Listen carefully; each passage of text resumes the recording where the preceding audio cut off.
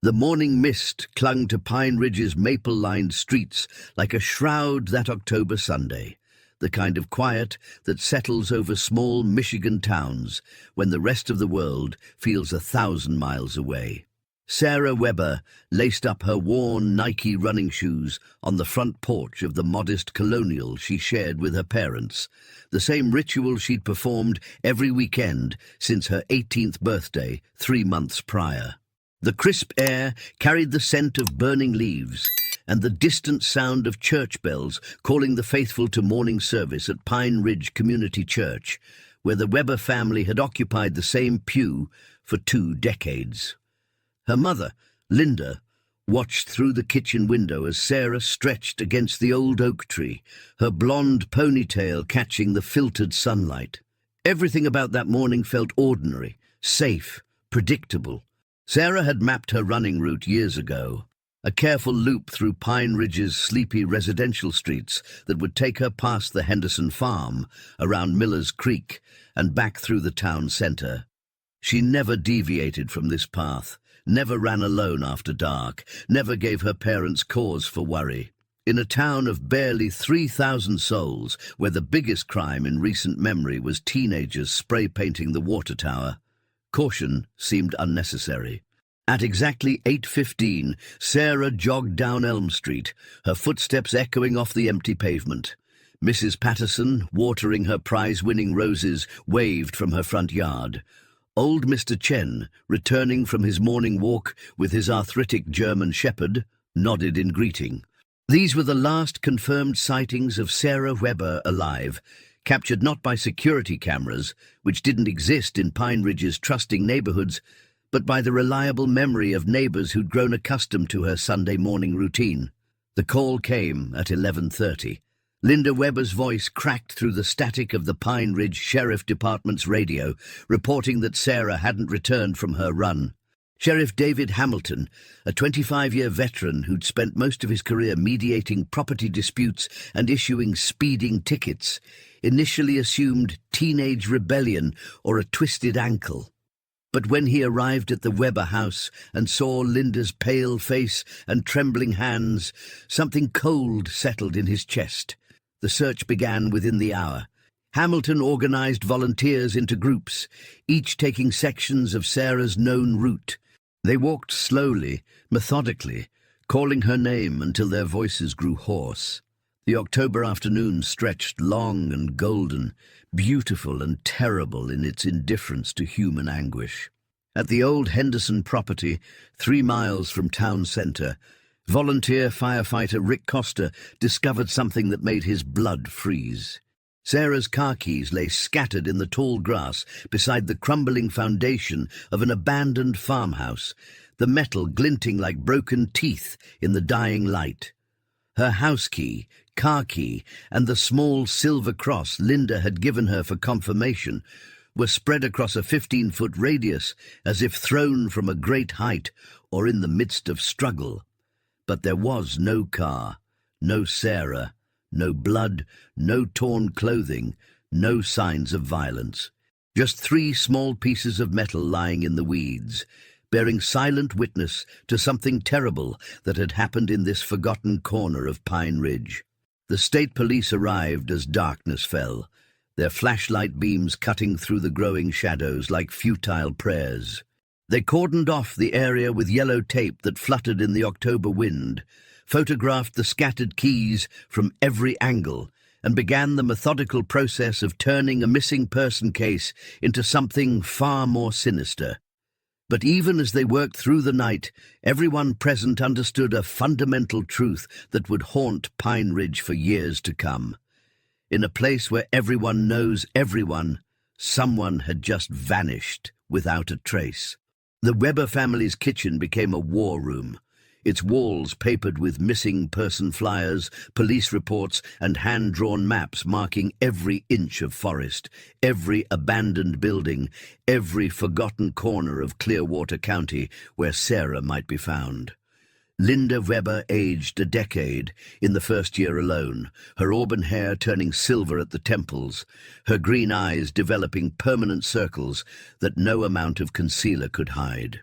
Her husband, Michael, a soft-spoken insurance adjuster who'd never raised his voice in anger, learned to argue with bureaucrats and demand answers from officials who preferred silence. Every morning, Linda drove the same route Sarah had run, her hands gripping the steering wheel until her knuckles turned white, searching the roadside ditches for any sign of her daughter. She knew every tree, every mailbox, every pothole along those 10 miles of asphalt and gravel. The other parents in Pine Ridge watched her with a mixture of sympathy and terror, understanding that Linda Weber's nightmare could be their own.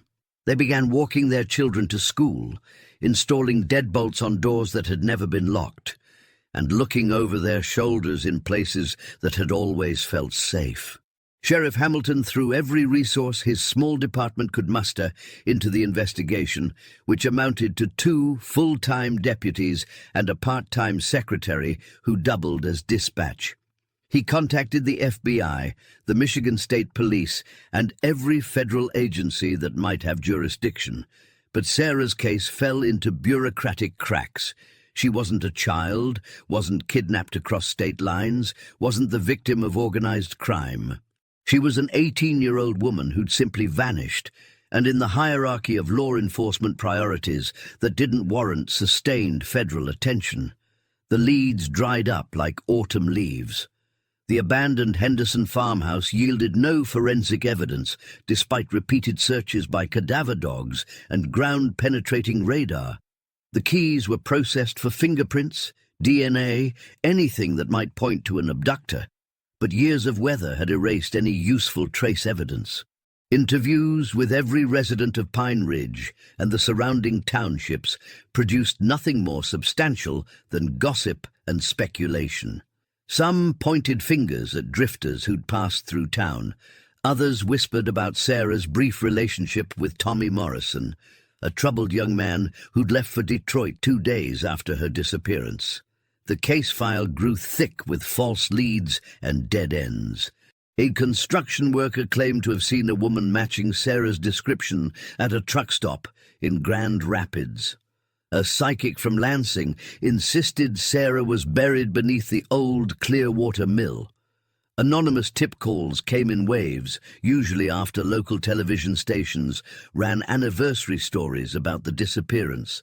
Hamilton investigated every lead with the desperate thoroughness of a man who understood that his career would be defined by this one unsolved case.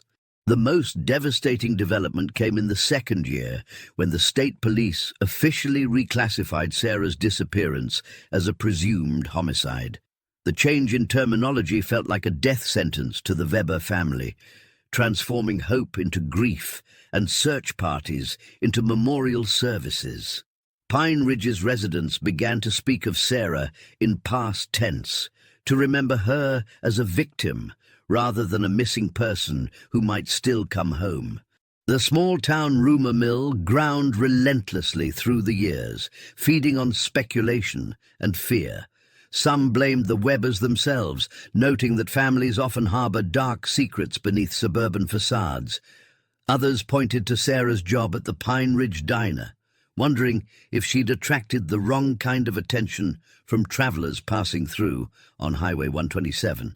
The most persistent theory involved a conspiracy of silence, the idea that someone in Pine Ridge knew exactly what had happened to Sarah Weber, but lacked the courage to speak. By 2007, Sarah's missing person posters had faded to illegible yellow rectangles on telephone poles and community bulletin boards. The initial reward fund, which had reached nearly $50,000 through community donations, sat untouched in a bank account that Michael Weber checked obsessively but never accessed. Hamilton kept the case file on his desk, the manila folder worn thin from handling, a daily reminder of his failure to bring closure to a family that deserved answers.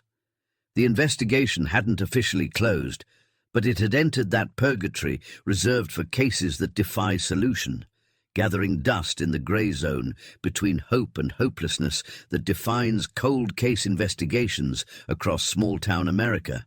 The autumn of 2007 brought Pine Ridge its most cherished tradition, the annual harvest festival that transformed the town square into a Norman Rockwell painting come to life. Orange and gold streamers hung from every lamppost. The scent of apple cider and kettle corn drifted through the crisp October air, and children ran between booths selling homemade preserves and hand-carved wooden toys. For one weekend each year, Pine Ridge shed its quiet melancholy and remembered what it felt like to celebrate, to believe in the goodness of small-town life, despite the shadow that Sarah Weber's disappearance had cast over the community. Jennifer Martinez had driven up from Eastern Michigan University to spend the weekend with her grandmother, Rosa, who lived in the same modest bungalow on Cedar Street, where she'd raised 6 children and buried 2 husbands. At 19, Jennifer possessed the restless energy of a college freshman discovering independence. Her dark hair streaked with burgundy highlights that scandalized Rosa's church friends, and her vintage band T-shirts paired with designer jeans that spoke of a generation caught between rebellion and conformity. She'd promised to help her grandmother with the church's pie booth, but her real motivation was escaping the dormitory drama and finding the peace that only Pine Ridge seemed to offer. Saturday evening found Jennifer walking alone toward Miller's Creek, drawn by the sound of live music drifting from the festival's main stage. She'd told Rosa she was stepping out for fresh air, that she'd be back before the fireworks display at 9 o'clock. The festival grounds buzzed with familiar faces and friendly conversations, the kind of authentic community gathering that had become increasingly rare in an age of digital connection and suburban isolation. Jennifer moved through the crowd with easy confidence, stopping to sample Rosa's famous apple turnovers and chat with neighbors who remembered her as the shy little girl who'd spent summers catching fireflies in mason jars. The last confirmed sighting placed Jennifer near the creek at approximately 8:15, talking animatedly on her cell phone while walking toward the old Miller property that bordered the festival grounds. Tommy Richardson, 16, and working the Lions Club beer tent despite being underage, later told investigators that he'd watched her pause at the wooden bridge that spanned the narrow creek, her voice carrying on the still evening air, though her words remained indistinct. She'd been laughing, he remembered, the kind of carefree laughter that suggested good news or an amusing conversation with someone she trusted. When the fireworks began painting the sky in brilliant colors, Rosa Martinez scanned the crowd for her granddaughter's familiar silhouette. The display lasted 20 minutes, each explosion illuminating hundreds of upturned faces filled with wonder and temporary magic. As the final rocket faded into darkness and families began gathering blankets and folding lawn chairs, Rosa's concern crystallized into genuine fear. Jennifer wouldn't miss the fireworks, wouldn't disappear without explanation, wouldn't cause her elderly grandmother a moment of worry if she could help it. The search began before the festival cleanup ended, with volunteers abandoning their posts at game booths and food stands to form search parties that combed the creek banks and surrounding woodland. Sheriff Hamilton felt the cold recognition of déjà vu as he coordinated the effort, his radio crackling with reports from teams finding nothing, seeing nothing, discovering no trace of the young woman who'd simply vanished between the bridge and the fireworks. The festival's cheerful debris, scattered programs and forgotten toys seemed to mock the growing desperation of searchers who understood they were reliving Pine Ridge's worst nightmare. Dawn revealed the discovery that would transform 2 separate tragedies into a single, terrifying pattern. Jennifer's grandmother's antique silver bracelet, a family heirloom passed down through 3 generations of Martinez women, hung from a barbed wire fence post near Miller's Creek like a grotesque ornament. The delicate chain had been broken, its links scattered in the dew-wet grass, and the small silver cross that dangled from its center bore fresh scratches that suggested violent removal. Just like Sarah Weber's keys 4 years earlier, the bracelet had been found within a quarter-mile of the abandoned Miller property, in terrain that had been searched dozens of times, but had somehow kept its secrets hidden until this moment of terrible revelation. Detective Lieutenant Maria Santos arrived from the Michigan State Police on a grey Monday morning that felt more like November than October, her unmarked Crown Victoria crunching over the frost-brittle leaves that carpeted Miller's Creek Road. She'd spent the drive from Lansing reviewing both case files, noting the disturbing parallels that had somehow escaped official attention for 4 years. 2 young women, both brunettes in their late teens, both disappeared within a half-mile radius of each other during daylight hours in Pine Ridge's safest neighborhoods. The statistical impossibility of such coincidence had finally triggered the state police's cold case unit, though Santos understood she was arriving years too late to recover the physical evidence that might have solved both cases. The crime scene at Miller's Creek had been compromised by hundreds of festival-goers, search volunteers, and curious onlookers who trampled through the area before anyone understood its significance. Rain had fallen intermittently through the week following Jennifer's disappearance, washing away tire tracks, footprints, and any trace evidence that might have survived the initial contamination. Santos walked the perimeter with Sheriff Hamilton, noting how the old Miller property offered perfect concealment from the road, its overgrown access trail hidden behind a screen of maple and oak that had grown wild since the farm's abandonment in the 1980s. The property itself told a story of slow decay and deliberate neglect. The farmhouse had burned in 1983, leaving only a foundation filled with charred timber and rusted appliances that local teenagers had turned into an unofficial dumping ground for beer cans and spray-painted graffiti. The barn still stood, its red paint faded to the color of dried blood, its interior empty except for rotting hay bales and farm equipment too worthless to steal. Santos documented everything with digital photographs and careful measurements, but she understood that 24 years of weather and vandalism had erased any forensic value the location might once have held. The breakthrough came not from physical evidence, but from pattern analysis that Santos had learned during her FBI training at Quantico. She spread both case files across the conference table in Pine Ridge's tiny municipal building, creating a timeline that revealed disturbing synchronicities. Both victims had disappeared on weekend mornings. Both had been alone, but in familiar surroundings where they should have felt safe. Both had left behind personal items that suggested sudden, violent interruption rather than voluntary departure. Most troubling of all, both crime scenes were located within the hunting and fishing grounds that local men had used for generations. Terrain that would be familiar to any long-time resident of Pine Ridge or its surrounding townships. Hamilton watched Santos work with the fascination of a small-town sheriff encountering federal investigative techniques for the first time. She created geographic profiles using topographical maps and demographic data, identifying the killer's probable comfort zone and likely residence within a 5-mile radius of both crime scenes.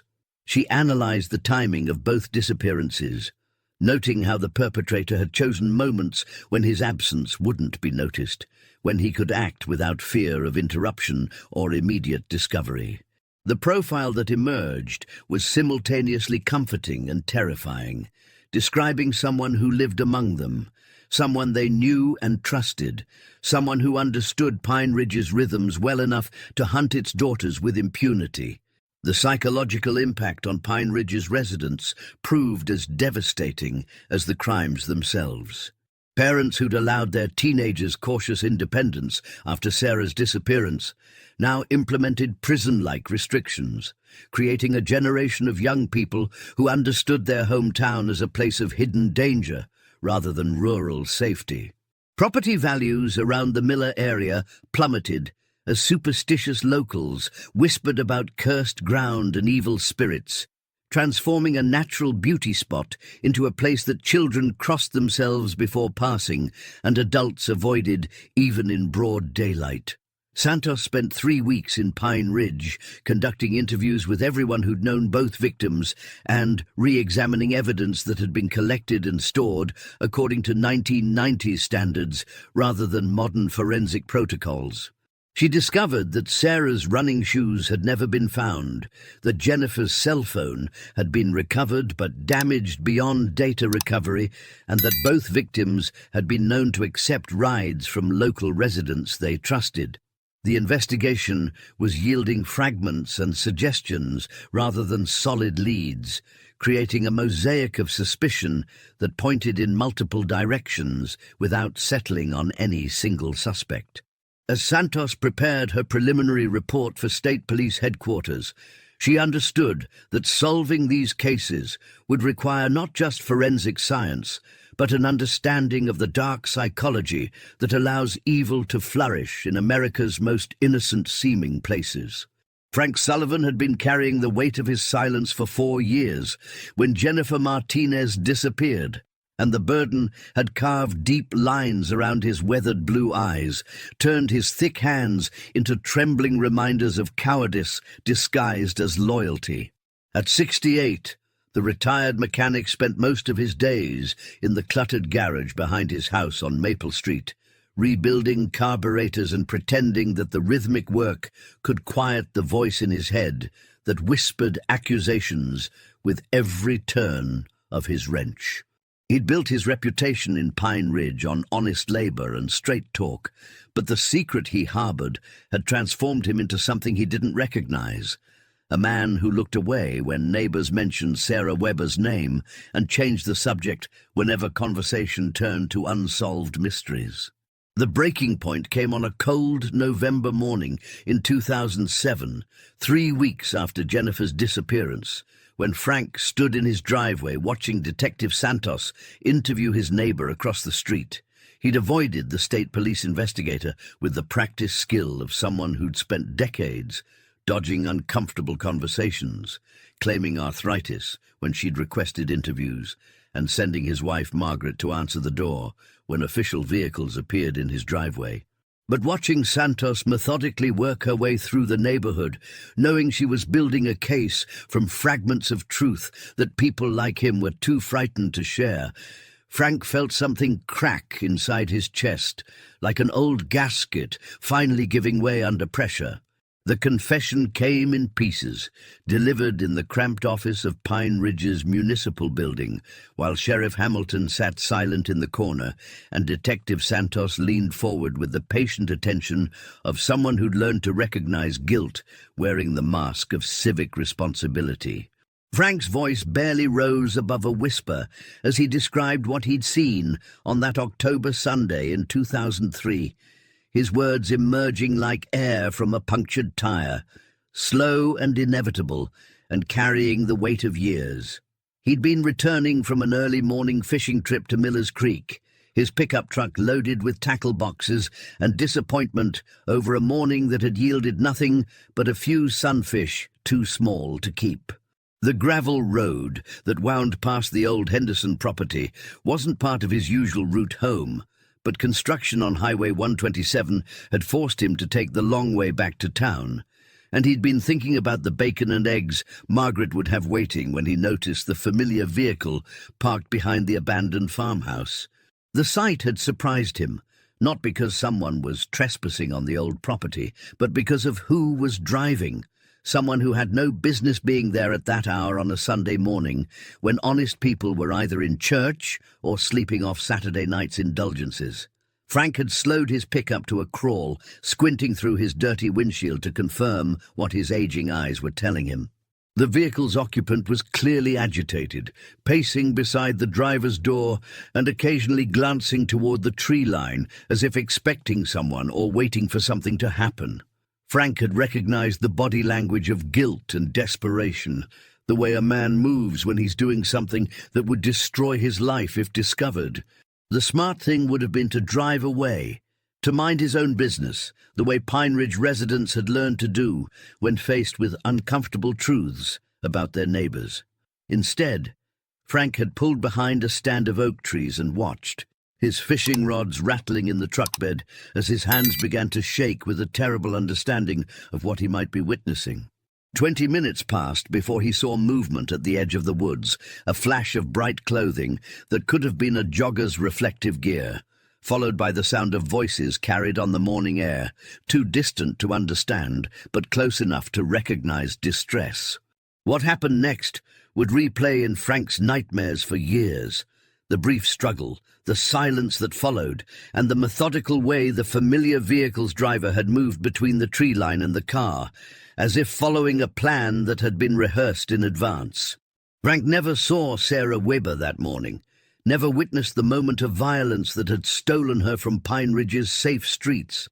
But he'd seen enough to understand that someone he'd known and trusted for years had crossed a line that separated ordinary men from monsters. The knowledge had eaten away at his peace like rust consuming metal, transforming every interaction with the perpetrator into a performance of normalcy that left Frank exhausted and complicit in his silence. The renovation of Pine Ridge Elementary began on a cold March morning in 2008, 18 months after Jennifer Martinez had vanished into the growing catalogue of Clearwater County's unsolved mysteries. The school board had finally secured state funding to replace the building's aging foundation, a project that required excavating around the perimeter where 60 years of settling had created cracks that let in winter cold and spring flooding. Construction supervisor Jake Ritchie had worked on dozens of similar projects across rural Michigan, but Pine Ridge felt different from the moment his crew broke ground, charged with the nervous energy of a community that had learned to expect the worst from routine discoveries. The elementary school occupied Pine Ridge's geographical heart, a red brick building from the 1940s that had educated 3 generations of local children before enrollment declined to the point where combining classes became necessary for survival. Everyone in town had memories connected to the building, from first-grade Christmas pageants to high school graduation ceremonies held in the multi-purpose room when the weather turned the football field into mud. Sarah Weber had attended kindergarten there, learning to write her name in careful block letters on paper that smelled of paste and possibility. Jennifer Martinez had visited as a child during summer vacations, playing on the same swing set where her grandmother had pushed her mother 30 years earlier. The metal box emerged from the northeast corner of the foundation on a Tuesday afternoon when the backhoe operator noticed something that didn't belong in the dark soil he was excavating. The container was roughly the size of a shoebox, wrapped in multiple layers of heavy plastic that had preserved its contents despite years underground. Ritchie recognized immediately that this wasn't construction debris or forgotten school supplies, but something deliberately hidden by someone who'd understood that the elementary school's foundation would remain undisturbed for decades. Sheriff Hamilton arrived within minutes of Ritchie's call, his patrol car sliding to a stop in the school's empty parking lot with the desperate urgency of a man who'd been waiting 4 years for exactly this kind of break. Detective Santos drove down from Lansing that same afternoon, her evidence kit and camera equipment turning the construction site into an impromptu crime scene laboratory. The box was photographed in situ before being carefully extracted and transported to the State Police Forensics Lab, but not before its discovery had sent rumors racing through Pine Ridge faster than news of a house fire or unexpected death. The lab results confirmed what Hamilton and Santos had suspected but feared to believe. The box contained personal items belonging to both Sarah Weber and Jennifer Martinez, objects that had never been reported missing because their absence hadn't been noticed until investigators began cataloging evidence years after the fact. Sarah's class ring from Pine Ridge High School, the one she'd worn on a chain around her neck because it was too large for her fingers. Jennifer's student ID from Eastern Michigan University, the one she'd thought she'd lost in her dormitory room. A small notebook filled with phone numbers and appointments in Sarah's careful handwriting. A silver earring that Rosa Martinez identified as belonging to her granddaughter, part of a set that Jennifer had treasured since her 15th birthday. But the box contained more than personal effects. Wrapped separately in plastic bags were items that spoke to careful planning and methodical collection, trophies taken from victims who'd trusted their killer enough to let their guard down completely. Strands of hair tied with different colored ribbons, photographs that neither family had ever seen, candid shots taken from a distance that suggested surveillance rather than casual documentation. A small cassette recorder containing audio that the state police lab deemed too disturbing to share with the victims' families. Voices pleading and crying in ways that confirmed their worst fears about how Sarah and Jennifer had spent their final moments. The location of the burial site revealed perhaps the most chilling aspect of the crimes. The northeast corner of Pine Ridge Elementary sat directly adjacent to the school's maintenance shed, accessible through a gate that was locked each evening but could be opened by anyone with keys to the building. The burial had taken place during school hours, when the noise of construction equipment wouldn't attract attention, probably during one of the many renovation projects that had taken place over the years. Only someone with intimate knowledge of the school's operations and access to its secured areas could have chosen such a location. Someone who moved through Pine Ridge's most trusted spaces with the confidence of belonging. As news of the discovery spread through town, parents began remembering faculty meetings and school events where their children had played unsupervised, while adults discussed budgets and policy changes. The elementary school, which had always represented safety and community in Pine Ridge, became a place of suspicion and fear, its familiar hallways now tainted by the knowledge that someone had used their trust to commit unspeakable acts against the town's most vulnerable residents. The investigation shifted from external threats to internal betrayal during the sweltering summer of 2008. When Detective Santos began constructing a timeline that placed the same individual at crucial moments in both Sarah Weber and Jennifer Martinez's final days. The realization came gradually, emerging from hundreds of witness statements and police reports like a photograph developing in a darkroom, each detail adding clarity to an image that nobody wanted to see. Santos had learned during her years in law enforcement that the most dangerous predators often hide behind uniforms and badges, using society's trust as camouflage while they stalked their victims with the patience of professional hunters. The breakthrough came from Frank Sullivan's reluctant testimony, which had provided Santos with a vehicle description and approximate timeline that she could cross-reference against Pine Ridge's small roster of municipal employees and law enforcement personnel. The list of people with legitimate access to both crime scenes was surprisingly short in a town where privacy meant leaving your doors unlocked and trusting your neighbors to watch your children. Santos methodically eliminated suspects based on alibis and opportunity, but one name kept appearing in her investigation with troubling frequency, always in the background of official reports, but never as a person of interest. Deputy Chief Robert Thompson had been with the Pine Ridge Sheriff's Department for 22 years when Sarah Weber disappeared, a steady presence in the community who'd earned respect through his involvement in local youth programs and his reputation for treating everyone with the same measured courtesy.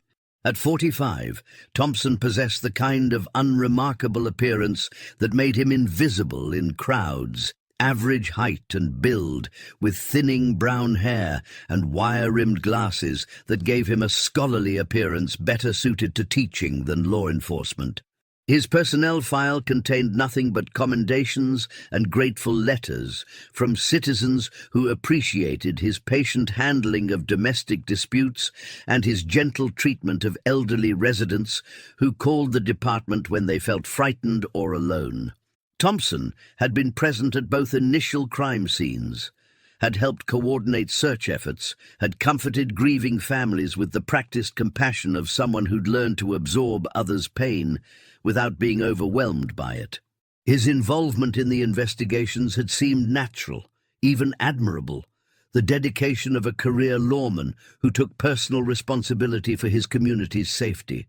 But Santos began to notice patterns that transformed virtue into suspicion, acts of service that could be reinterpreted as opportunities for a predator to monitor investigative progress while maintaining the perfect cover of professional duty. The re-examination of evidence revealed troubling discrepancies in Thompson's reports from both cases. He'd been the first responder to Linda Weber's missing person call, arriving at the family home before Sheriff Hamilton, despite being off duty that Sunday morning. He'd volunteered to search the Miller Creek area, where Sarah's keys were eventually found, and his handwritten notes from that search contained details about the terrain that suggested intimate familiarity with the location. During Jennifer Martinez's disappearance, Thompson had been working security at the Harvest Festival, positioning him perfectly to observe the victim's movements and disappearance without arousing suspicion.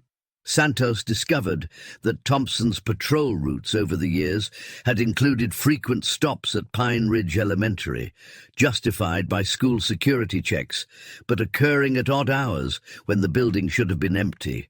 The maintenance shed where the evidence box had been buried sat within his jurisdiction, accessible during his regular rounds without requiring explanations to supervisors or fellow officers. His keyring included access to municipal buildings throughout Pine Ridge, part of his responsibilities as deputy chief, but also providing him with opportunities that ordinary citizens didn't possess. The psychological profile Santos had developed began to align with Thompson's personal history in ways that made her physically ill to contemplate. He was unmarried, living alone in a neat ranch house where neighbors described him as quiet and helpful, but never intrusive. His personal relationships were limited to professional contacts and casual acquaintances who knew him as competent but unremarkable, the kind of man who existed on the periphery of social gatherings without drawing attention to himself. He'd never been the subject of complaints or internal investigations, had never displayed the aggressive behavior or obvious warning signs that characterized many violent criminals. But Santos understood that the most successful predators often appeared to be the most trustworthy members of society, using their positions of authority to access victims who'd been taught to respect and obey law enforcement officers. The very qualities that made Thompson effective as a police officer, his calm demeanor and ability to inspire confidence, could have made him devastatingly effective as a predator who understood exactly how to manipulate the trust that small communities placed in their protectors.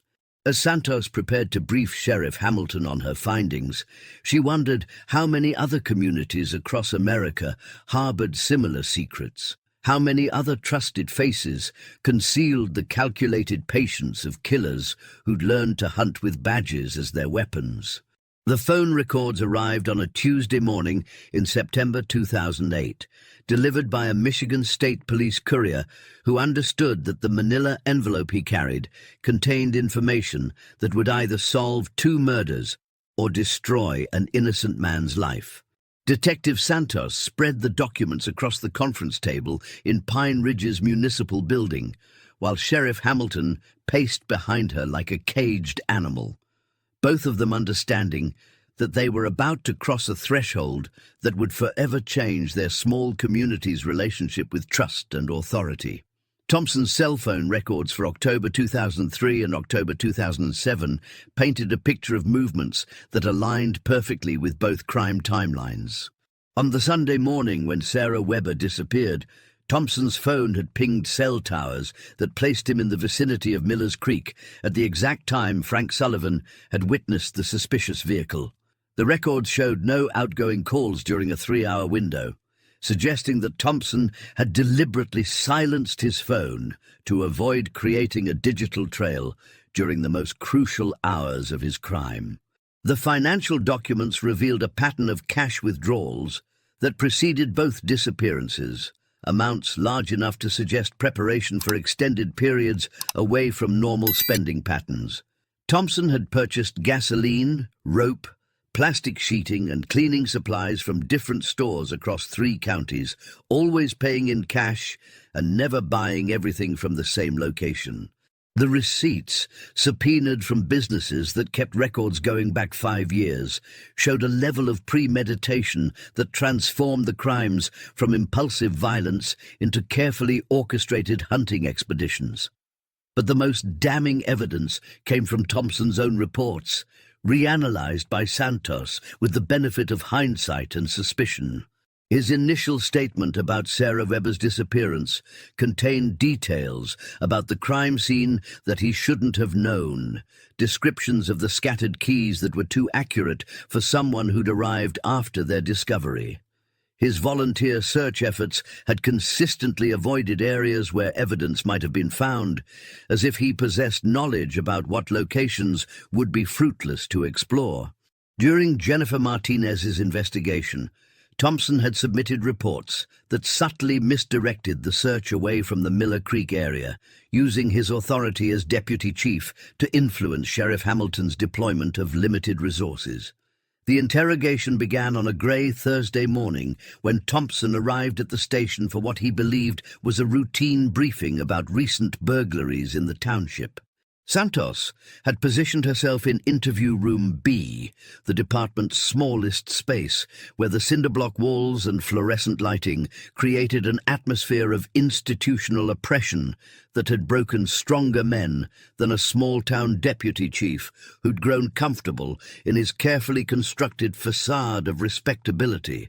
Thompson's initial denials possessed the steady confidence of someone who'd spent years perfecting his lies, answering questions with the measured responses of a law enforcement professional who understood the importance of controlling the narrative. He explained his presence near the crime scenes as coincidence, his detailed knowledge of evidence as the natural result of thorough investigation, his suspicious financial activity as private business unrelated to his official duties. For the first 6 hours, Thompson maintained his innocence with the practiced skill of someone who'd spent decades observing interrogations and learning from the mistakes of less sophisticated criminals. The breakthrough came when Santos introduced Frank Sullivan's testimony, describing the witness who'd seen Thompson's vehicle at the Henderson property on the morning of Sarah's disappearance. Thompson's facade cracked like ice under sudden pressure, his breathing becoming shallow and irregular as he realized that his perfect crime had been observed by someone he'd never suspected. The confession emerged in fragments over the following 18 hours, Thompson's voice alternating between the professional monotone of police reports and the raw emotion of someone finally releasing secrets that had poisoned his soul for years. He described stalking both victims for weeks before attacking, learning their routines with the patience of a hunter who understood that successful predation required perfect timing and opportunity. Sarah had trusted him because he wore a badge, had accepted his offer of assistance when he'd approached her on that October morning with a fabricated story about suspicious activity near Miller's Creek. Jennifer had followed him away from the festival because he'd claimed to have found something that belonged to her grandmother, using his authority as deputy chief to overcome any natural caution she might have felt about leaving the safety of the crowd. The recordings of Thompson's confession would later be sealed by court order, deemed too disturbing for public consumption. But the investigators who heard his detailed descriptions of the crimes understood that Pine Ridge had harbored a monster whose appetite for violence had been hidden behind 20 years of faithful public service. As Thompson signed his formal statement on Friday evening, Sheriff Hamilton stared through the interview room's one-way mirror at a man he'd worked beside for 2 decades, wondering what other secrets might be lurking behind the trusted faces that small communities depend upon for their safety and peace of mind. The arrest happened on a Friday morning in late September, when Pine Ridge's residents were beginning their weekend routines. Coffee brewing in quiet kitchens, and children walking to school along familiar sidewalks, where autumn leaves crunched under their feet like nature's own warning system.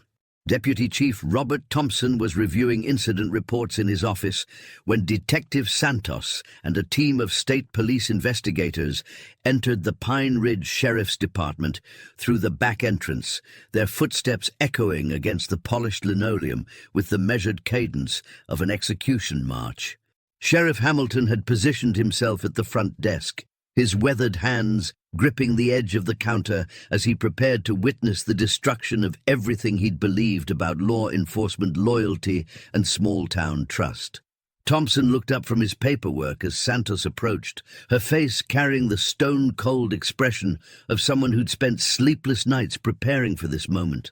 The warrant for his arrest felt heavy in her jacket pocket, its legal language representing years of investigation condensed into formal charges that would strip away Thompson's badge, his reputation, and his carefully constructed facade of respectability.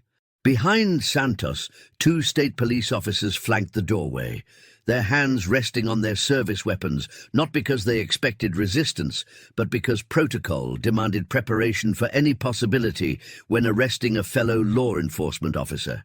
The words that would transform Deputy Chief Thompson into Suspect Thompson emerged from Santos's lips with clinical precision, each phrase of the Miranda warning carrying the weight of constitutional protection that Thompson had recited to countless suspects during his 22-year career.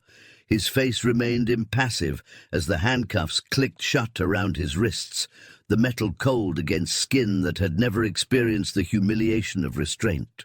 The sound of those cuffs closing seemed to echo through Pine Ridge's collective consciousness, a metallic note that would haunt the community's dreams for years to come. The perp walk from the sheriff's department to the waiting state police vehicle lasted exactly 47 seconds, but those moments stretched like hours in the minds of witnesses who'd gathered on Main Street after word of the arrest spread through town faster than news of a fatal car accident. Mrs. Patterson, who'd waved at Sarah Weber on her final morning jog, stood frozen on the sidewalk with her grocery bags forgotten at her feet. Frank Sullivan watched from behind the window of his garage, his confession having triggered the chain of events that was now destroying a man he'd known since Thompson had joined the department as a rookie deputy fresh out of the police academy. The crowd that assembled outside the municipal building grew with each passing minute, a mixture of shock, betrayal, and morbid curiosity drawing residents who'd trusted Thompson to protect their children and investigate their complaints.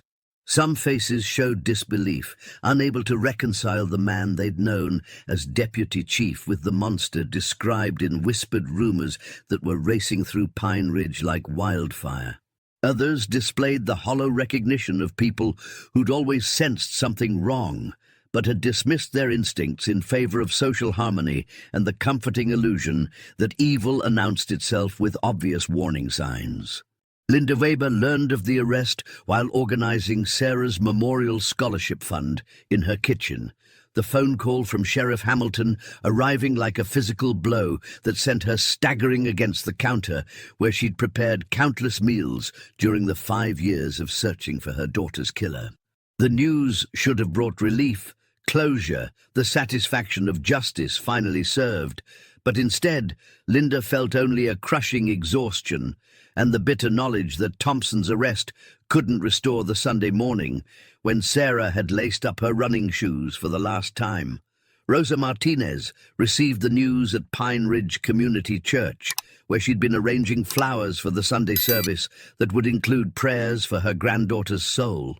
The elderly woman's hands shook as she processed the information that Jennifer's killer had been hiding behind a badge, had used his authority to lure her granddaughter away from the safety of the Harvest Festival crowd.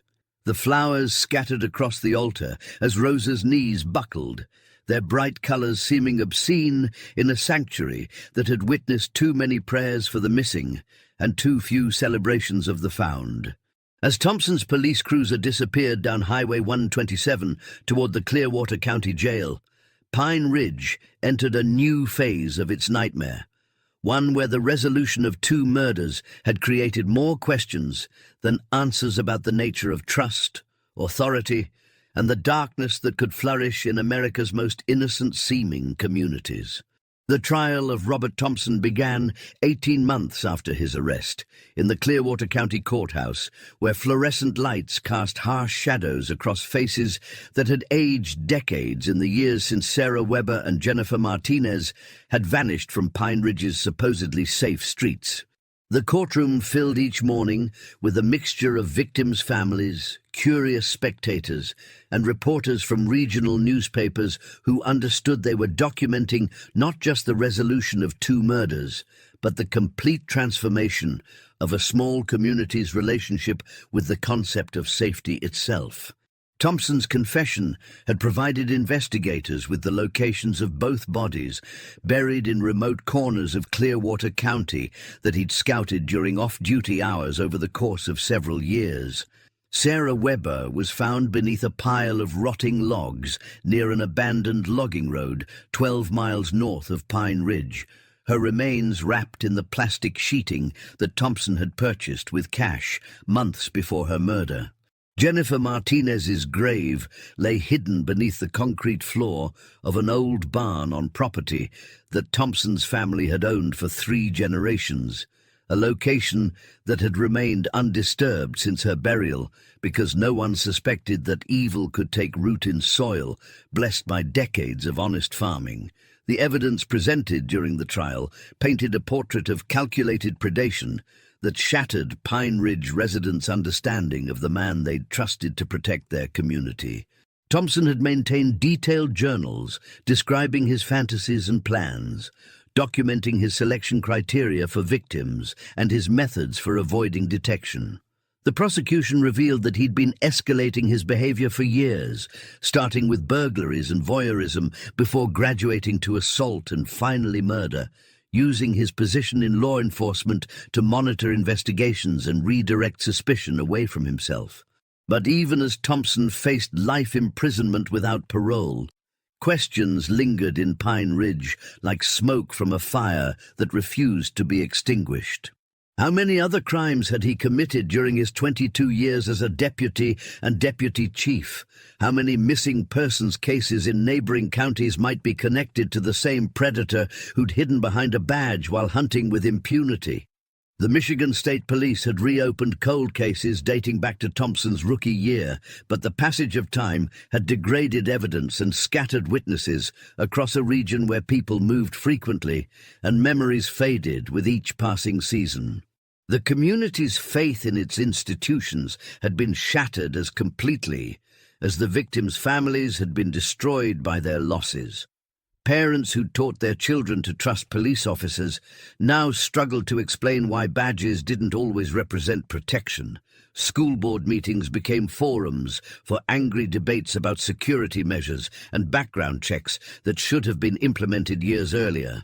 The Pine Ridge Sheriff's Department faced federal oversight and state mandates for psychological evaluations that Hamilton understood were necessary but felt like admissions of institutional failure.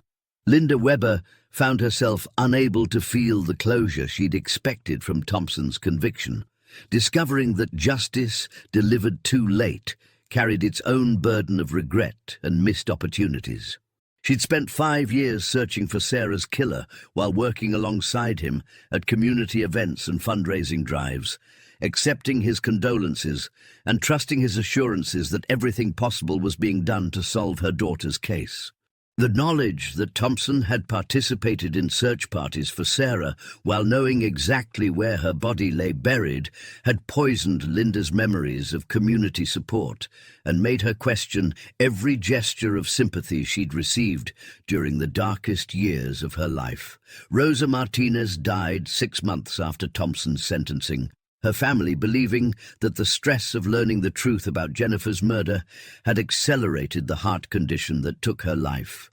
She'd never recovered from the revelation that her granddaughter had followed a police officer away from the festival because she'd been raised to respect authority, to help law enforcement officers who claimed to need assistance. Rosa's final words to the priest who administered her last rites were a question that would haunt Pine Ridge long after her funeral. How many other Robert Thompsons were hiding behind uniforms and badges in small towns across America?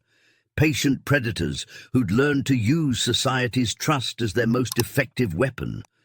The questions multiplied rather than diminished as Pine Ridge attempted to rebuild its sense of security and community trust. Residents found themselves studying the faces of mail carriers, teachers, firefighters, and municipal workers with new suspicion, understanding that evil didn't announce itself with obvious warning signs, but often wore the mask of helpful service and civic responsibility. If you've followed this investigation into Pine Ridge's darkest secrets, if you've wondered about the cases that remain unsolved in your own community, we need your help to continue uncovering the truth about cold cases that deserve answers. Share your theories about what warning signs might have been missed and subscribe to stay informed about investigations that prove evil can hide anywhere, even behind the badges we're taught to trust.